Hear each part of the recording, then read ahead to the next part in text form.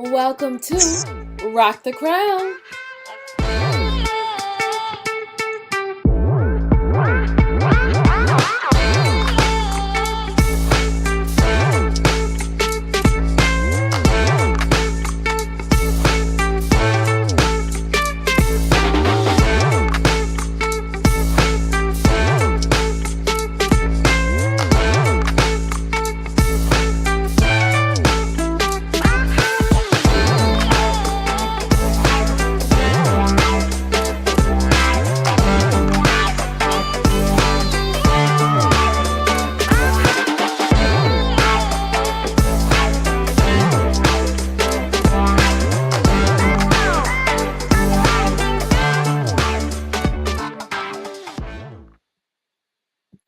What's up, Crown Nation? It's your girl, Queen Naima, here tonight to share with you a very special topic. Oh man, it's been a super long week. And of course, the week is already starting to a new week. So last week was super long. We have been having a couple of episodes that we have basically reran, and we are hoping that you have enjoyed it. But today, I want to start this topic off with number one, you're at Rock the Crown. And Rock the Crown, we are a Muslim podcast, and this show talks about all things leading to a full life and legacy as Muslim women. And today, we're talking about self-sabotaging in a relationship and or relationships, and how to stop doing that, right? And what are some of the causes? What are the signs? And how to move forward from there. So when you start talking about self-sabotaging, why does that even occur? Well, we know that in general, people actually love to be in relationships. They want to feel important. They want to feel like there's some level of intimacy, there's some social connection, that are connected to people both through friendships and relationships that are in the forms of spouse or significant others. And sometimes when people don't have those connections, they begin to self-sabotage even before the relationship comes. But for those people that are already in those types of relationships, intimacy can kind of be a source of fear as well as trauma. So we've done an episode previously on intimacy, and we use the words into me, you see, in order for people to look at it, understand it, and to see it from a different vantage point. And so when you start thinking and looking at people who have this fear of being intimate with another person and or other people, they begin to automatically destroy those relationships in order to avoid being intimate, right? And so this is where self-sabotaging takes place. And these self-sabotaging behaviors can damage and begin to destroy intimate relationships. And if these patterns aren't addressed and corrected, then of course they can lead to extremely unhealthy relationships, loneliness, isolation, and of course, not having any types of relationships in the future. And then, of course, for people who remain in relationships that they continue to self-sabotage, we also need to think about those people who are staying in those relationships with those individuals while you know that they're self-sabotaging. So let's go over some causes for the self-sabotaging part of the relationships. So and let me just say this, I am not a clinical psychologist, I'm not a counselor or any of that stuff. I am going over this information that I have actually found on Psychology Today and just sharing it with you. So, no, I'm not a counselor. I am a life and business coach, but I am not a counselor. That's something two totally different things. So, but what is self-sabotaging in a relationship again? It's when people begin to have these particular behaviors that basically interfere with their well-being. Like, oh man, I can't stand this great relationship that I'm in right now. Or, this is feeling too good to be true. You ever heard that from people? Or man, this guy, women say this often, this guy's just too nice. Or sometimes the guy's like, man, I think she's trying to play me because, she's just doing some stuff that I ain't never seen before. But that is sometimes a form of self sabotage because you see behaviors that may not be normal for you. And that automatically you go into a suspicious type mentality and or mode. But of course, then this prevents you from having a close connection with a partner or potential partner. And sometimes people do this both consciously and unconsciously. And so there'll be some people say, you know what, if they're going to get close to me, soon as they do, I'm going to start going off on them or whatever they do. And some people just do it subconsciously because it is a learned behavior that they have developed over time. So from the outside perspective, people are like, this looks very deliberate, and you continue to have this particular type of behavior, and I don't want to be a part of it, right?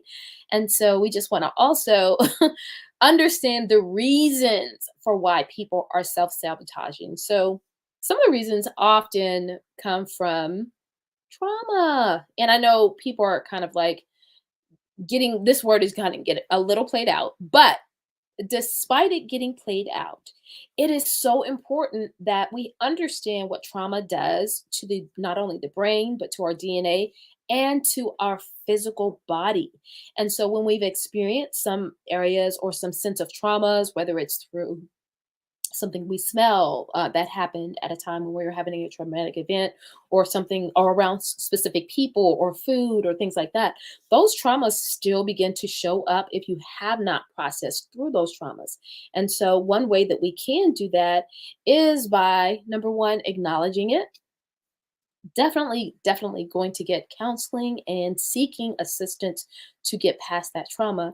But when those traumatic events happen, people begin to self-sabotage, and this all usually occurs during childhood.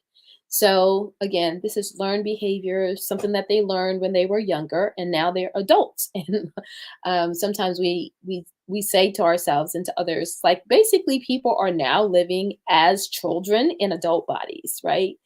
Because they haven't learned how to get over these specific things. But during childhood, something or someone impacted them in a way that now is creating this self sabotaging type behavior. So, people with a history of insecure relationships automatically assume that the future ones basically are doomed to fail. And usually they are. Because again, this is a pattern. So when they start seeing certain things creep up, oh my gosh, this person is getting close to me. I don't like it. I'm feeling uncomfortable. Immediately, they start doing self sabotaging behavior. And sometimes it is yelling, screaming, being defensive. You've seen it before, you've heard it before, different things like that. And so, research backs up the theory of self sabotaging behavior as a form of protection.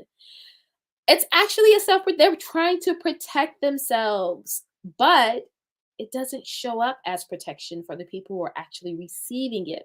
So if someone's afraid of being hurt or abandoned or anything negative in the relationship, the self-sabotaging behavior starts to exude again, subconsciously or consciously. And how can people begin to treat that and or see that in the future? Like, oh no, I need to not do this. I recently saw something on Instagram or Facebook, I can't remember, where a young lady was sitting in her car and she was like, you know what? I think I just lost the best relationship that I've actually been praying for. And she realized after that person left the relationship that, man, I've been self sabotaging this person, even though I've been praying for them, all of this behavior. And sometimes we think that we've gotten over something, but we actually haven't. And when people begin to share with us a specific behavior that we've heard come up several times, we really should start writing these things down and asking ourselves and being responsible and saying, hey, is this something that I could have changed or can change so that my relationships look different in the future? So again, some of the people are they have a fear of abandonment or intimacy is the primary cause of self-sabotage, but research also shows that people might self-sabotage for Other reasons, examples, they may have trust issues. They may have limited relationship skills. This is a real thing. People do and have limited relationship skills. They exist and they basically have relationships that they don't know how to really deal with. Unrealistic expectations. Oh my gosh, this is a big one because people often have unrealistic expectations because maybe they've watched too many movies. Maybe someone has told them something. Maybe they have told themselves something. But to be in a relationship, you definitely need to make sure that you are managing expectations, meaning what you tell people that they can expect from you, and also what you expect from people. It's two totally different things sometimes. Sometimes people are not on the same page, but that's why. And sometimes people have unrealistic expectations. And then also a way that people have sabotaging relationships is because they themselves have low self-esteem. And then, of course, there's so many other things that can contribute to self-sabotaging relationships, but definitely going back over trust issues, limited relationship skills, unrealistic expectations, low self-esteem. And of course, what we spoke about earlier is abandonment and or intimacy. Further, we know that these behaviors are often repeated across multiple relationships, meaning that if someone is doing this specific behavior, they're doing this not just with the person, their partner, they're doing this with their friends, they're doing this with their family, they're doing this at work, they're doing it at school, they're doing it at their place of worship. So they're doing these behaviors everywhere because that is all that they know of how to exist. And because we know that relationships and behaviors are, it's all across the spectrum. We know that this is something that happens on a regular basis. And so, five signs of self sabotaging behavior in a relationship. This is something that you should all think about and look into. It isn't always conscious, but it can be challenging to spot. It's not always conscious, meaning that sometimes people are doing it unconsciously.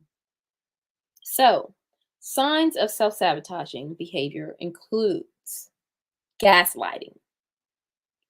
Do you know what gaslighting is? Yes, that's what it includes, gaslighting, criticism. People begin to criticize when they begin to self sabotage, difficulty maintaining relationships. They begin to self sabotage. And of course, that goes back to them having an understanding of their emotional intelligence, or not having the proper skills when it comes to relationships. Jealousy. Jealousy can cause people to self sabotage. And then, of course, it's important again for people to understand that they themselves are self-sabotaging the relationship and that they need to get help. And one of the best ways to get help is to go and get therapy. Therapy can help people who are struggling develop more self-awareness and insight to prevent the behavior from moving forward. So again, if you're having these types of behaviors, you're gaslighting people, you're criticizing people, you're demeaning people, you're yelling at people, or you're demanding, oh, I'm not going to talk to you. These kinds of behaviors are often self-sabotaging, and sometimes you need to personally go and seek some help, and it can be done through therapy. Someone with a history of self-sabotaging relationships and patterns, they engage in the following behaviors. Number one, they totally don't trust other people. um, People who are, again, self-sabotaging, they don't trust other people because they've experienced insecurity in relationships in the past, whether it's as a child or whatever. So the insecurity in relationship comes up and it leads to accusations and jealous behaviors. And in some cases, people who self sabotage may search for proof of betrayal. So they may be like looking through your cell phone, or trying to go look through your mail, or those types of behaviors. That is absolutely a no, because we know that there are specific boundaries that should not be crossed in healthy relationships. But people who self sabotage don't know what those boundaries are. So when there's an indication that their partner has done something wrong, they are all the way looking for proof. So the trust issues is one thing. that again people do when they self-sabotage. Gaslighting is a form of manipulation and emotional abuse in which someone makes another person doubt their memories. Like, no, I didn't do that. I don't remember that. They make other people doubt their experiences. They make people doubt their feelings about that specific person. And so, someone who consistently self sabotage may deny the wrongdoing, or they may dismiss their partner's feelings when they're confronted with these behaviors, because again, they are not in a state where they can actually have a healthy relationship. And so what they do is they're like, oh, you know what, no, you do like that, no, it's okay if, so they start making excuses for their behavior with other people, or they try to tell other people how they're feeling instead of actually living and accepting those feelings that they're feeling themselves. They have excessive criticism. People who sabotage often they're criticizing other people. They are looking for excuses to leave the relationship. So what they do is they start to fixate on negative emotions and aspects of a relationship, and they just totally ignore any of the positive aspects of the relationship. And this is again is not just a relationship with a partner, but this is also friends and family and work. And basically, they continue to nitpick and go over and look at the behavior, pick fights, search for fault in any and everything that people do, and that is self-sabotaging. Something else that self-sabotaging people do is they will avoid any type of conflict entirely, meaning that they won't speak. They will go another direction when they see other people. They're not interested at all in being anywhere a part of that situation, specifically because then they would have to deal with their feelings and deal with it. They don't want to have to do that. So they'll refuse to talk through issues with their partner and or their friends, family, whatever. They may insist that, hey, no, everything is fine. It's all good, and it's not. And people who cope with avoidance may also deny their feelings or desires. And because when people begin to deny their feelings and desires, it begins to over time start to look like and can feel like resentment. And then, of course, that goes all the way back to people when people are resentful of other people, they start to argue and fight and all of that other stuff. So it's kind of like a perpetual wheel. And infidelity, it's not uncommon for people who self sabotage to engage in deliberately hurtful behavior. So they sometimes cheat on purpose to give their partner a reason to leave them, which is so unhealthy, unfortunately. And they use that um, to, again, force their partner to leave the relationship because they are not emotionally equipped. And so we want to make sure that we're not engaging in in that type of behavior, and that if you have a partner that is engaging in that type of behavior, it's like, okay, you know what? I know what you're doing. You're self sabotaging. And then you really have to ask yourself, can you still remain in that type of relationship? So, here are some clues as to how to stop self sabotaging in a relationship. And this is very, very, very, very important for the person who is doing the self sabotaging. And remembering you, the individual, if you're on the receiving end of this, you can't force the person to do these things, but you're encouraging them to. And of course, making sure that they're getting therapy. Self awareness is key to ending self sabotaging behavior. When you are critically aware of who you are as a person and how you show up and how you are valued and how you are loved and how you are important, then you generally will not have this self sabotaging type behavior. But if you can recognize destructive patterns in the behavior, you can take steps to prevent these behaviors in the future. You can also work to build skills that will help you form healthy, intimate relationships. And of course, even though the intimacy creates fear, get over the fear. Just jump all the way in. And even if you end up hurt, at least you have started a pattern of, hey, now that I'm trying to work through the self sabotage, because if not, it's just going to continue. So, how to end self sabotaging behavior? Be accountable if you've done something wrong, or you've done something that you know that you need to take responsibility for your behavior, not someone else's behavior, your behavior. If you're the person self sabotaging, take responsibility for that behavior. And you have to recognize the role that you've played in damaging your past relationships. Because again, the current relationship may be what it is, but I can guarantee that this has happened several times over in past relationships. And once you confront these behaviors, then you can begin to work and change on them. And again, as they say, until you know that you're doing it, you can't change it. You have to, as the self sabotaging person, you have to identify the triggers.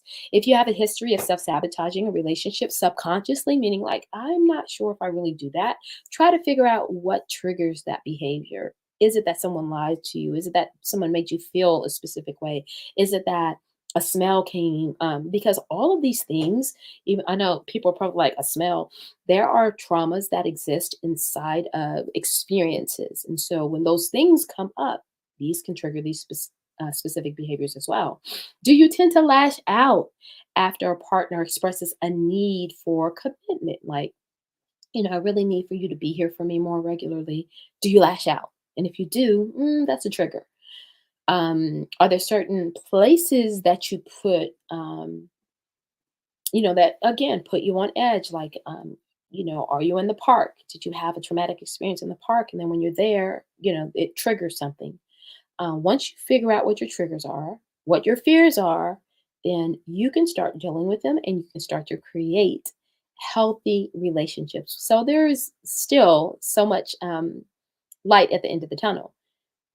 Another thing that you can do to stop self sabotaging is share your feelings.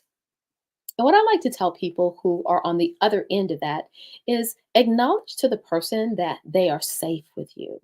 They're safe with you because you want what's best for them and vice versa. So when they begin to express their feelings, you don't have to agree with what they're saying, but they need to feel safe. And when you allow for them to feel safe, then those barriers of self-sabotaging will begin to come down because the fear of intimacy or abandonment is being removed because they're with someone who is safe and allowing for them to be themselves. But opening up and talking about how you can feel with your partner can be difficult. The person who is self sabotaging, it can be difficult for them to do those things.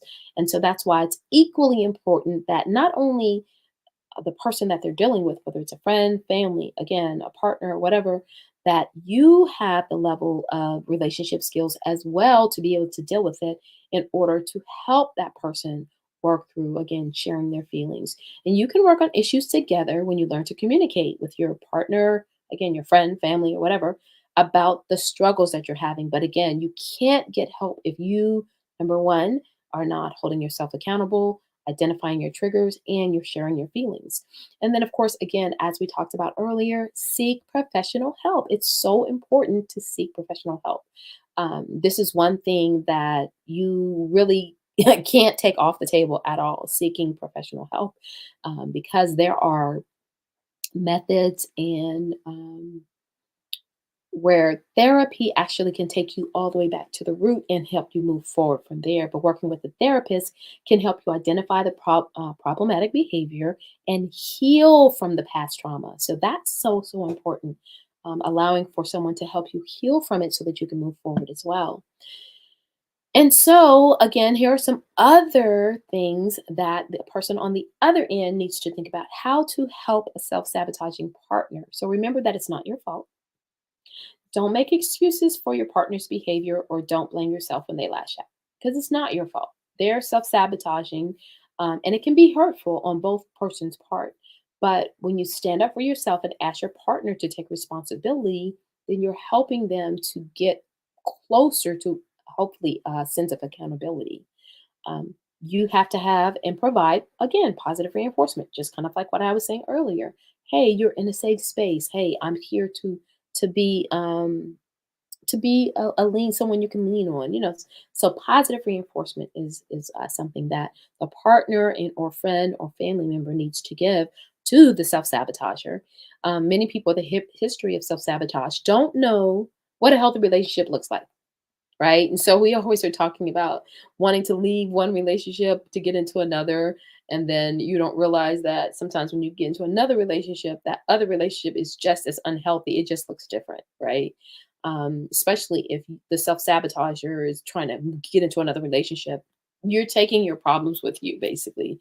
And that also includes sometimes the partner, like, oh, I'm leaving this person. Well, what part of it did were you responsible for, and did you heal yourself of that before you go in and seek another partner, and then you finding yourself in the same situation? So, so when your partner opens up, take the steps to address their destructive behavior and offer the support and encouragement that they need. Because again, this helps to break the cycle of the self sabotage. And of course, as we said earlier, encouraging them to seek support and therapy. You can't fix their issues alone, because if you can, you wouldn't be dealing with it regularly. So go and seek the help that you need to encourage them to get professional help so that they can heal from that specific trauma. And then when you go and get professional help, one of the things that you should be looking out for is, again, using specific words and experiences. And if you've had sexual trauma as a child and or as a young person, it's important to go and seek a counselor that is qualified in that area for sexual trauma. If you have abuse, if you've been in a household where someone was an alcoholic, it's very important for you to go to anon. So you're not specifically an alcoholic person, but you lived in a household where someone had an alcoholic behavior or alcoholic tendencies. And that is another form of therapy that necessarily a regular therapist cannot take you through. So understanding what type of therapy you need. So this goes back to, like, oh man, I don't want to have to deal with it, but I will. And so acknowledging the type of behavior or the type of traumas that you've experienced and getting the proper help with that specific thing is so integral for moving forward. But again, it is very doable. And so, also, when we start thinking about self sabotaging behavior in relationships, you also have to think about, hey, am I, sometimes people don't want to hold themselves accountable, meaning that they think that the partner is so in agreement. But if you haven't checked in, regularly. And check in means that sometimes on a daily basis, sometimes every 2 or 3 days. Someone in the relationship, they are allowed to change their mind at any time in the relationship. So sometimes what was acceptable today may not be acceptable tomorrow. And that's why it's important to always check in with your partner and or your loved one, your family, your friend, to see where they're at, to see if you all are both on the same page, because you could be doing behavior and or doing things and making decisions that you think are okay when actually they are not. And then you could actually be the one self-sabotaging, especially those great relationships that people already have. They sometimes have a tendency to spoil those relationships, and that's very unfortunate. And so we don't want that to be happening in our community. So again, self-sabotaging relationships can be healed, and it just requires, number one, understanding the causes, number two, changing the behavior, and number three, getting the professional help that you need. And this is for both sides of the fence. So I hope that this was a short but to the point self sabotaging in relationships episode of Rock the Crown. And again, share this with all of your friends and the family, because as we're going into 2024, we want to make sure that we are doing things differently, right? We don't want to keep having the same issues coming up and then pointing the finger the other way when sometimes the finger is pointing back at us, okay? And so, as you're sharing this with your friends and family, we want to make sure that you like us on Facebook, subscribe to us on YouTube, and follow us on Instagram. And until next week, Rock the Crown, we hope to see you soon. Have a great night. Peace out.